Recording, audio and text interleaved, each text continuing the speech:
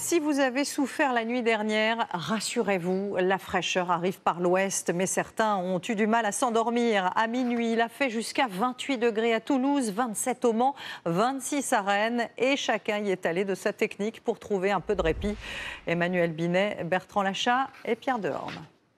27 degrés à minuit dans le centre-ville du Mans, c'est beaucoup, mais toujours moins que dans les appartements de ces deux amis. Ça faisait beaucoup d'un coup et du coup on n'est pas forcément habitué, donc on essaie de trouver des solutions pour retrouver un petit peu de fraîcheur. D'autres redoublent d'astuces pour rafraîchir à tout prix leur logement. Il fait très frais dans la cave, donc en fait on l'ouvre, ce qui permet de faire un courant d'air vraiment frais. Volets fermés la journée, fenêtres ouvertes la nuit, ce père de famille veut préserver sa fille de 2 ans. On a mis une petite moustiquaire toute simple qui s'ouvre comme ça fait un peu cabane, elle est contente, hop, elle s'amuse. Et ça permet vraiment d'éviter les moustiques, parce qu'il y a beaucoup de moustiques avec la chaleur. Une chaleur étouffante, difficile à supporter. Alors ce matin, les clients dans cette boulangerie ont tous de petits yeux. On se réveille souvent, on arrive à redormir un petit peu, et puis comme ça se passe comme ça. Une nuit agitée qui n'empêche pas les plus courageux, comme Annick, de se lever très tôt pour profiter d'un semblant de fraîcheur. J'ai vu la température en me levant ce matin, elle a beaucoup moins baissé que la nuit précédente. On sent que l'air a été très chaud.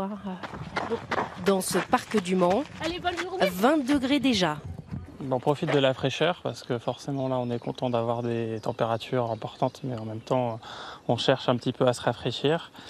35 degrés l'après-midi c'est énorme et du coup je cours le matin comme ça là où il fait encore un petit peu frais.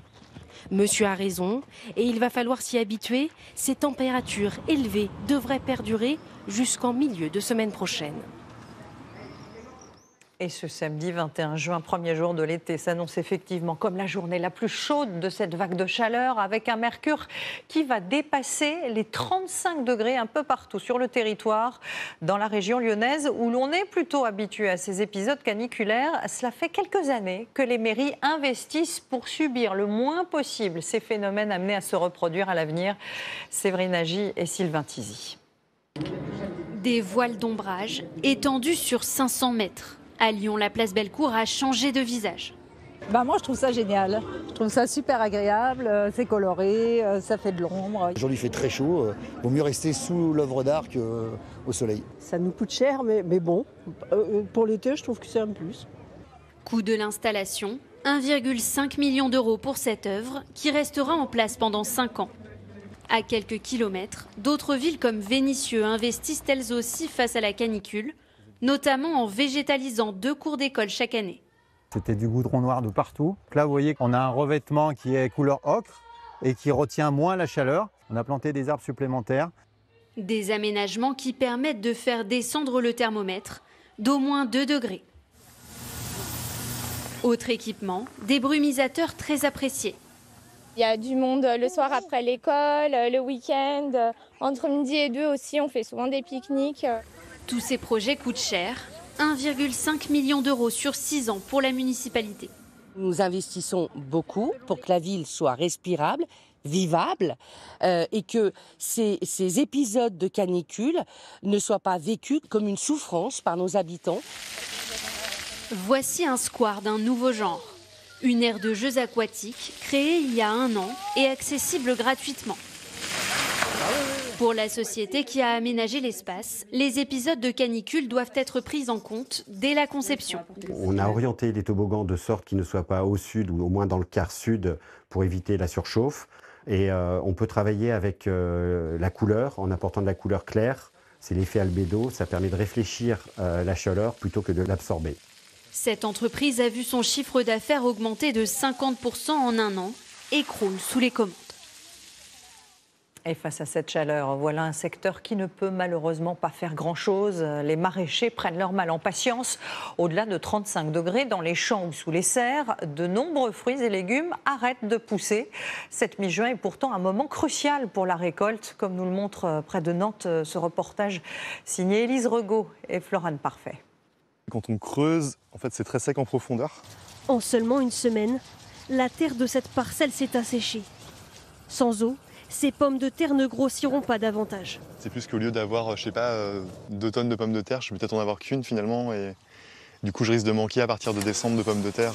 Heureusement, toutes les plantations de Louis ne sont pas impactées, notamment dans cette serre. Louis arrose désormais tous les matins, plus longtemps que d'habitude, avant que la température ne grimpe. Il a aussi fait des travaux pour optimiser la fraîcheur ici. J'ai mis de la peinture blanche, ça se voit pas forcément trop, mais ce qui permet de réduire la luminosité et donc la chaleur sous la serre. Ce sont les fleurs de tomates et de courgettes qui sont les plus fragiles. Pour l'instant, il n'y a pas trop de dégâts, mais si vraiment la température monte au-dessus de, normalement c'est 35 degrés je crois, les fleurs avortent, c'est-à-dire qu'elles ne donnent pas de fruits après. Des maraîchers que l'on retrouve aussi inquiets sur le marché. C'est le cas de Jean-Luc. Cette canicule lui rappelle la vague de chaleur de 2022. Avec ceci, monsieur. Bon, on a eu peut-être 15-20% de pertes. Hein, donc voilà, mais bon, après, on va voir ça d'ici un mois, le résultat derrière, quoi. Bon, ça représente peut-être 2 000 € à 3 000 € de pertes. Voilà. Pour autant, ici, pas de brumisateurs sur les étals. Face à la situation, les clients s'interrogent. Bien sûr, ça nous inquiète, bien sûr, mais on ne peut pas grand-chose. Hein. Les canicules arrivent de façon plus précoce.